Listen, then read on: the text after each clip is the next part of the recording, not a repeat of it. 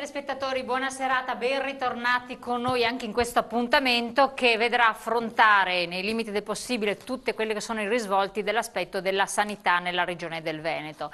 Tutto parte da una notizia della settimana scorsa di ulteriori tagli dallo Stato centrale, poi vedremo i nostri ospiti cosa ne pensano, tagli che ricadono naturalmente anche nella regione del Veneto e sulla sanità in particolare. Siamo a una percentuale di PIL che è ai limiti dell'impossibilità di garantire la longevità delle persone, questo secondo i dati che vengono dall'Europa. Comunque anche in Veneto si può fare o no qualcosa in più, ovvero riassestare la situazione attuale, diminuire il numero delle USL, oppure non è possibile, si va a destabilizzare un equilibrio. Come va la sanità in questa regione che comunque mantiene un primato molto molto interessante e ai vertici a livello italiano e anche comunque si difende bene in un contesto europeo? E quali sono le manchevolezze di un piano sociosanitario che è stato attuato, che però non è stato completato, per cui vede la sua poi coniugazione sul territorio con delle problematiche di non poco conto. Si sta facendo qualcosa, si parla di medicine di gruppo integrate, si parla di ospedali del territorio di comunità, ma ci sono dei ma. Per parlare di tutto questo, per affrontare le varie questioni, vedere cosa è stato fatto, cosa si deve fare, i pro e i contro, abbiamo un bel parterre di ospiti. Innanzitutto Luca Coletto, assessore alla sanità della Regione del Veneto, grazie di essere qui con noi, ci fa molto piacere averla in studio, così potrà farci una panoramica nei limiti del possibile, perché ricordiamo ai telespettatori, lei è subentrato, comunque non viene dall'inizio del mandato, cioè non ha fatto tutte le legislature, eccetera, quindi affronta non una questione secolare come anche invece altri assessori hanno fatto, secolare, di molti anni. Francesco Lunghi, vicepresidente dell'ANCI del Veneto, sindaco di Monselice, esponente Forza Italia. Grazie. Buonasera. Anche a lei. Battista Camporese, direttore generale di una RSA, dopo ci spiegherà bene anche qual è la situazione, Santa Maria dei Battuti, Noale, in provincia di Venezia. Tra l'altro anche Casa di Cura Villa Maria, a Padova. Diego Bottacin, consigliere regionale in Commissione Sanità Regione del Veneto. Nino Pipitone, grazie anche a lei, consigliere regionale Italia dei Valori. Claudio Sinigaglia, consigliere regionale sempre in Commissione Sanità, PD, esponente del PD. Fabio Olivieri, vicepresidente Conferenza dei Sindaci dell'USL 13, zona del Noalese, Miranese, del Veneziano. Grazie anche a voi. Poi abbiamo Lino Ferrin, presidente FIPAC Confesercenti Veneto, anziani sostanzialmente, liberi professionisti della Confesercenti settore commercio, per spiegarci. Emanuele Scarparo, segretario generale WIL Funzione Pubblica della Regione Veneto. E quindi quando si parla di tagli alle USL qui entrano in gioco anche la questione dei dipendenti. Gino Ferraresso della SPCGL del Veneto, grazie anche a lei. Allora, io direi come sempre di cominciare poi ricordando Luigi Sposato, onnipresente alle nostre trasmissioni, che ci supporta facendo la parte così di colui che è curioso e vuole capirne qualche cosa in più, e quindi grazie anche a lui, e diamo avvio con un contributo, poi ce ne sarà anche un altro ovviamente per dare par condicio. Innanzitutto vediamoli insieme. Udite, udite, il Presidente del Consiglio scende in campo per le regionali del Veneto e inizia proprio col piede sbagliato. Parla di sanità del Veneto, parla del numero delle ULS, delle 22 ULS, e sbaglia anche il numero perché le ULS sono 21, informati Renzi, informati, ma soprattutto gli rifilano dei dati sbagliati. E io dico, ma come si fa a parlare della sanità del Veneto? Renzi, non puoi dimenticare di dire che siamo l'unica regione che non applica l'addizionale IRPEF ai nostri cittadini per la sanità. Non ti puoi dimenticare di dire che siamo una regione nella quale non si applicano i ticket regionali, ma solo quelli che il governo ci impone. E poi dai, dovresti dire a tutti che siamo regione di riferimento nazionale per la sanità.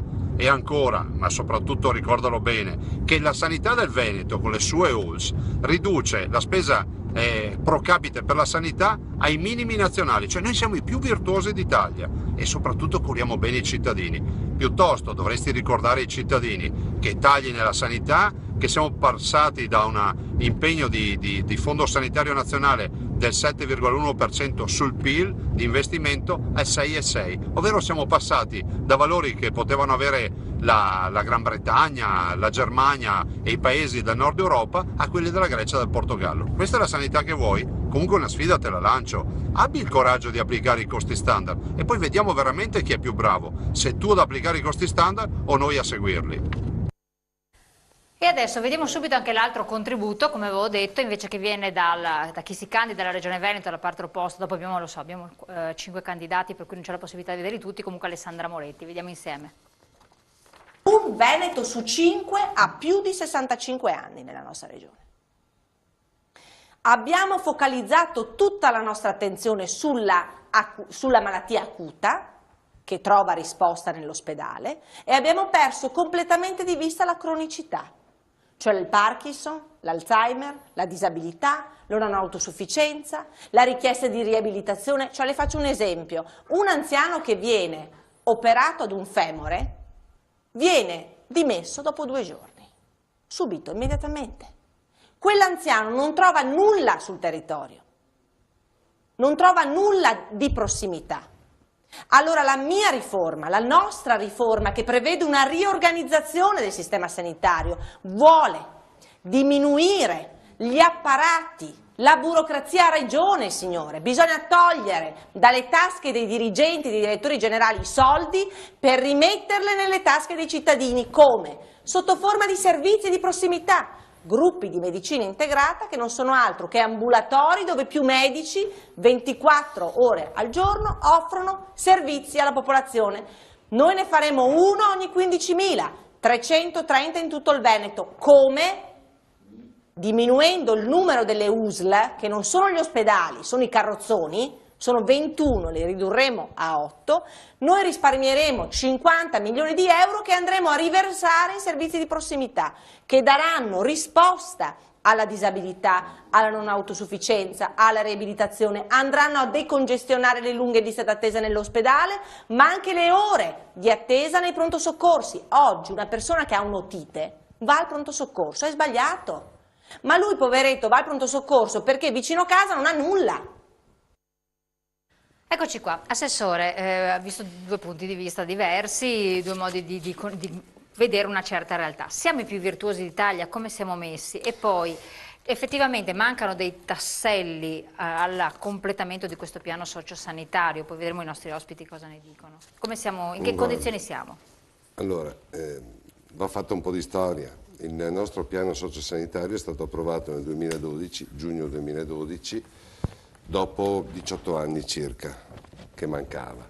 Le schede sono state approvate nel novembre del 2013 perché c'era stata, come dire, nel frattempo una problematica legata alla costituzionalità o meno di alcune questioni all'interno del piano sociosanitario. Schiarite quelle, siamo partiti, quindi di fatto siamo partiti a fine 2013, prima 2014.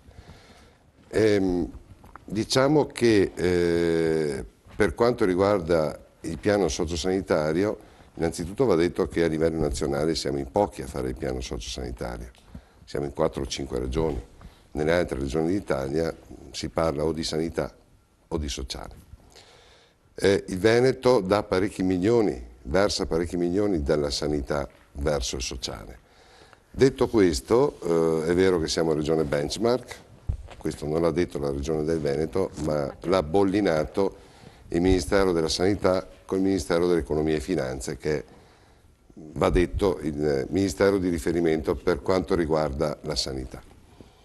Quindi siamo Regione benchmark, Regione di riferimento, sia per quanto riguarda i costi, sia per quanto riguarda l'erogazione dei livelli essenziali di assistenza. C'è chi va in giro a dire che noi siamo passati dalla 2ª posizione alla 5ª posizione, ma questa è un'altra sciocchezza perché il riferimento della 5ª posizione è legato alle vaccinazioni che, come sappiamo, il Veneto ha fatto una grande scelta di libertà, non rendendole più obbligatorie ma rendendole su base volontaristica. Nonostante questo siamo al 95%. Il sistema di rilevazione del Ministero come dire, ha dei criteri di rilevazione che riguardano determinati mesi dell'anno, invece che come dire, estenderlo a tutti i mesi dell'anno, per cui risulterebbe che il Veneto vaccina meno, ma con una proposta che abbiamo fatto partire verso il Ministero le rilevazioni sarebbero assolutamente corrette e tornerebbe il conto appunto di più del 95% di vaccinazioni. Ma Quindi, le vaccinazioni diciamo che è relativo, poi abbiamo tanti è telespettatori relativo. che non sono neanche tanto favorevoli, per cui Certo, è una scelta di libertà. è una scelta. Noi da parte nostra dobbiamo informare il cittadino attraverso i medici di medicina generale, attraverso i distretti, attraverso tutte le situazioni funzionali a aumentare quelle che sono le vaccinazioni. Evidentemente poi se un cittadino sceglie di non farlo, ha libertà di non farlo. Detto questo, nel piano sociosanitario noi abbiamo previsto sia l'ospedale di comunità sia le medicine di gruppo integrate, quindi i medici che si riuniscono sotto lo stesso tetto e rendono dei servizi H12 per 6 giorni su 7, poi la domenica c'è la copertura evidentemente di quella che è il servizio di continuità.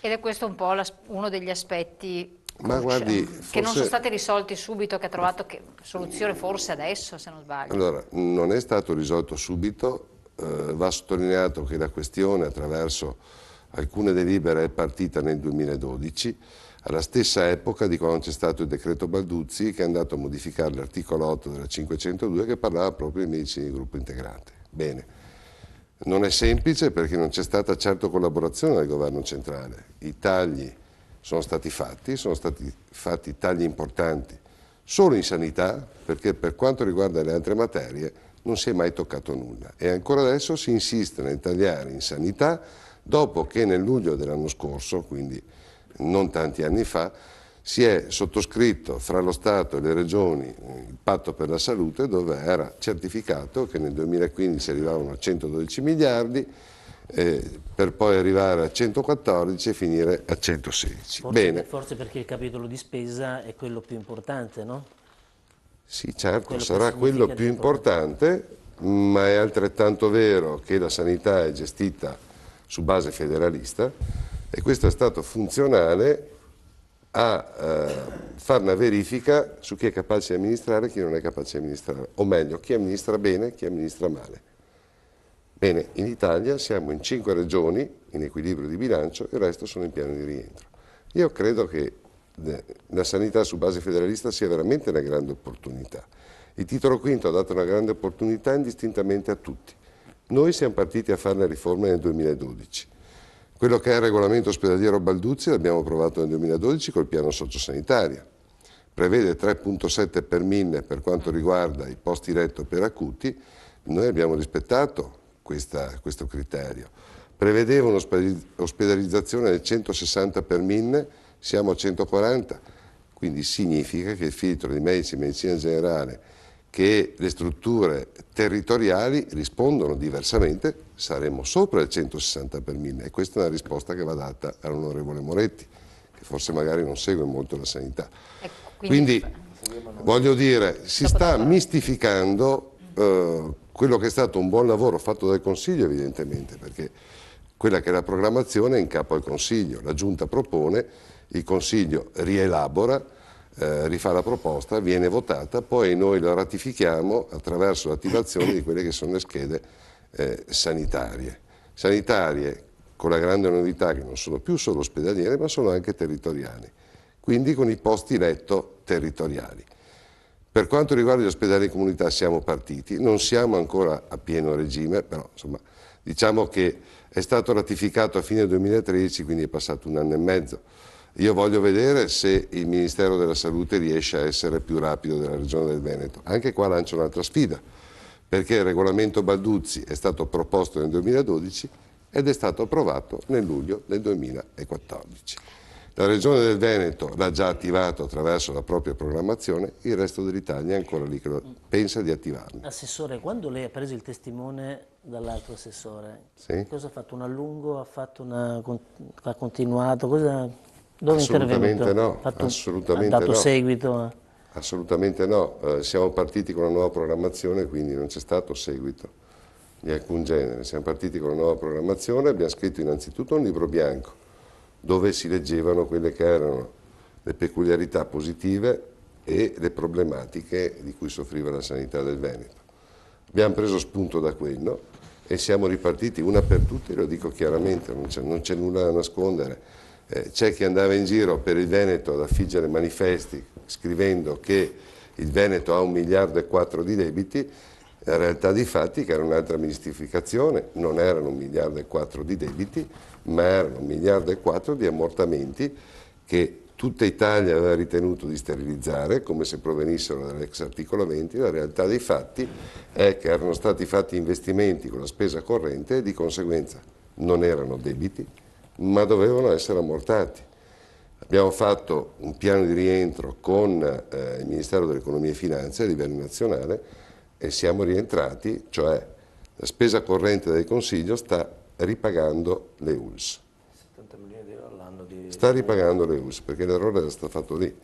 Secondo poi, sfruttando un'opportunità secondo me molto importante, cioè quella del provvedimento paga debiti dato dal governo, a partire dal 2013 con 700 milioni, con 800 milioni, e qua c'è un altro paradosso divertente, 700 milioni nel 2013, 800 milioni nel 2014, con il pagadebiti abbiamo zerato tutti i debiti delle ULSS, tutte, pagano tutti a 60 giorni e quindi anche con i committenti esterni, con le aziende che hanno vinto appalti e che devono essere pagati in tempi corretti della sanità, questo è accaduto. Il 1,4 miliardi, dicevano, del pagadebiti, sì, è stata una grande offerta da parte del governo nei confronti della Regione del Veneto. Sapete che è stata istituita la tesoreria unica, che noi abbiamo versato 1,4 miliardi al governo, che la gestisce lui. Noi per avere questo 1,4 miliardi, a zerare i debiti della sanità, o meglio i pagamenti, i ritardati pagamenti della sanità, che poi erano in posizione migliore rispetto al resto d'Italia, abbiamo dovuto versare un interesse del 4%. Tradotto, lo Stato centrale ci ha prestato i nostri soldi depositati in tesoreria. Mentre prima avevate le banche... No, noi con decreto del governo abbiamo versato 1,4 miliardi fermi, certo, per il patto di stabilità, soldi nostri dei veneti, certo, li ha accentrati e per ridarci indietro i nostri soldi ha voluto un interesse del 4%. Invece che guadagnare voi. E la chiudo qua. Allora c'era il debito. No, non c'era debito, non era debito. No, perché non era debito. Scusa, te lo spiego per bene. Non vorrei essere frainteso. Agli ascoltatori. Questi sono ritardi di pagamento dovuti a che cosa? Dovuti al fatto che sono prelevati i soldi dalla spesa corrente. Prelevando soldi dalla spesa corrente, il pagamento ovviamente ritarda, e da lì in poi, con questo provvedimento, siamo riusciti, con i nostri soldi, con i soldi della Regione del Veneto, a ripianare, anticipando i soldi che ci deve tornare il Consiglio regionale. Magari fossero stati ripianati. Nel 2013 la Regione Veneto si trova con 3,2 miliardi di debiti nei confronti dei fornitori. Riesce a farsi dare un mutuo di 1,5 miliardi che sono i nostri soldi, che in ogni caso sono più convenienti, perché paghiamo 70 milioni all'anno per 25 anni di restituzione, ma sono più convenienti degli interessi che maturavamo per pagare i fornitori, perché ogni anno paghi con ritardo 300, anche 500 giorni che oggi è di ritardo, pagavamo degli interessi per cui pagavamo 100 milioni all'anno con gli interessi, quindi è più conveniente avere contratto il mutuo, per quello la Regione ha contratto il mutuo. Altra partita è quella degli ammortamenti non sterilizzati, altro 1,4 miliardi, le abbiamo cambiato il nome invece di buco, ammortamenti non sterilizzati, però sapevamo che c'era questa cosa da mettere a posto. Quindi è una enorme... Scusi, vediamo per la gente che da casa. Allora, c'è una persona, in questo caso un soggetto che ha un debito e quindi se dovesse attingere per poterlo pagare verso una determinata direzione ha un interesse di un certo tipo, attingendo nei confronti dello Stato, poi l'assessore dice che comunque i suoi soldi sono stati versati, non si ripagano i soldi, c'è un vantaggio in termini di interesse. In pratica il debito viene saldato con dei soldi presi da altre fonti con un interesse più basso. Debito per pagare i debiti. Sì, io sono un fornitore, presto un servizio all'ULSS 28. così non comprendiamo nessuno. Speriamo di no. Sì.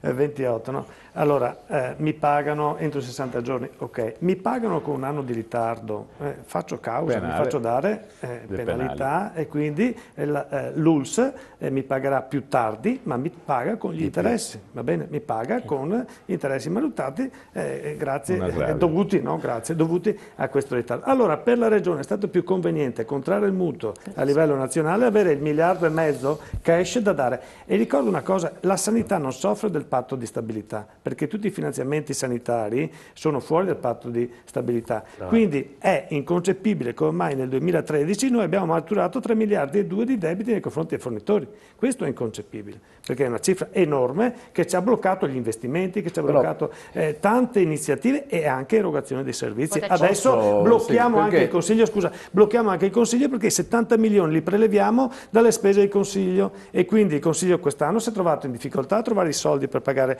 la disabilità sensoriale, per pagare tante partite. Perché? Perché 70 milioni dobbiamo sottrarli alle spese dei servizi erogati normalmente dal Consiglio regionale. Per il mutuo? No, io ho ascoltato con attenzione l'assessore e anche l'intervista del Presidente Zaia. Ne viene fuori un ritratto che ha sicuramente alcuni aspetti veri, ma che non credo sia quello che hanno i cittadini veneti. Faccio un esempio diretto. Mia madre ha avuto un infarto a dicembre, ai primi di dicembre, è andato tutto bene, la cura di emergenza è stata perfetta. Deve tornare per un infarto, per cui non proprio per una cosa banale, a 60 giorni una visita di controllo. Dico, ma non possiamo fissarla già? No, lei deve telefonare il 1° di febbraio, anzi il 10 di gennaio, perché lì aprono le prenotazioni. Bene, telefono, non era possibile perché erano già esaurite alle 8:30 di mattino del primo giorno. Ma mi avete detto voi di fare... Allora, racconto una storia che credo i veneti conoscono benissimo per fare questo ragionamento. Il Veneto funziona meglio della Calabria, della Sicilia, del Lazio? Sì, d'accordissimo. Su questo siamo d'accordo. Si può fare meglio per i veneti? Sì. Dov'è che io posso migliorare? Se in molti aspetti. No, ce ne sono tantissimi e faccio gli esempi. L'organizzazione, cioè la sanità è fatta da 2 macro tipi di spesa. La spesa direttamente per erogare i servizi, cioè la spesa per i medici, per i punti, e la spesa per organizzare la sanità. Chiamiamola burocrazia, chiamiamola organizzazione, chiamiamola autoorganizzazione. Praticamente. E allora, bene, il numero delle USL, il numero dei punti di acquisto, il numero dei centri di prenotazione, il numero degli uffici personale, cioè il numero delle persone e delle risorse che servono per organizzare una macchina complessa. Io devo incidere su quelle. La cosa che non funziona nel ragionamento dell'assessore è che a me fa anche un po' arrabbiare, è questa. Tutto va bene, ma scusate, un mese fa l'assessore, il direttore generale, il presidente Zaia ha lanciato un grande piano di riorganizzazione della sanità veneta per tagliare quei costi, per ridurre il numero delle USL, perché sono troppe. Non è vero che devono essere per forza una per provincia, ma il libro bianco che citava l'assessore dice chiaramente che sono almeno 10 in più quelle che abbiamo oggi nel Veneto, per fare la USL 0 che dovrebbe gestire tutti i servizi a servizio delle altre USL, cioè la USL che fa i grandi acquisti, che gestisce il personale per tutto, per non avere 21 uffici personali, ma per averne uno, un servizio informatico unico e non che ognuna... Bene. Ma solo, se sì, prego. Non solo Zaia attacca i direttori generali perché sono responsabili delle liste d'attesa, delle lunghe liste d'attesa, che è l'altro grande problema che ho accennato con l'esempio di mia madre. Allora io dico, ma come si può? Nel 2012 abbiamo fatto il nuovo piano, per cui la nuova programmazione. dove abbiamo parlato proprio di questo, cioè di quante USL, come devono essere organizzate.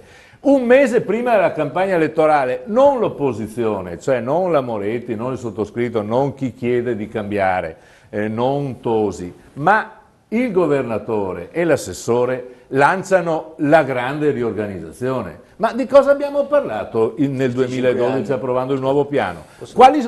Perché abbiamo fatto le nuove schede? Perché, allora, io dico, la verità è importante, per cui sicuramente siamo migliori di molte altre regioni. Sicuramente, però, non è stato fatto in questi 5 anni tutto quello che si poteva fare per riorganizzare davvero la sanità del Veneto, per ridurre i costi di auto-organizzazione, di burocrazia, di gestione, e questo a vantaggio dei cittadini veneti, pertanto di poter mettere più risorse nella sanità.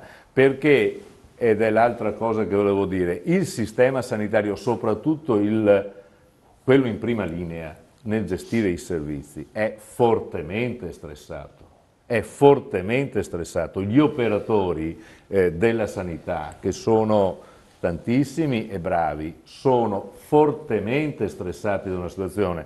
Anche la cosa delle visite notturne con cui Zai ha fatto 1 milione di spot pubblicitari in tutte le televisioni. È un giochetto per spostare di ora, ma se non incido strutturalmente sull'organizzazione del personale che eroga la sanità, sono giochetti di prestigio. Infatti, secondo me, visto che parliamo di costi, no, emergeva il discorso di un debito che in qualche maniera viene pagato con interessi minori perché ci si rivolge. Non è così. Adesso do la parola all'assessore, un attimo solo, abbiate pazienza, c'è la pubblicità, poi voglio appunto spiegazioni, anche Lunghi intervenerà naturalmente, e gli altri, voi allungate, alzate la mano e vi faccio intervenire, non c'è problema. Dobbiamo andare in pubblicità pochi secondi però, tra poco.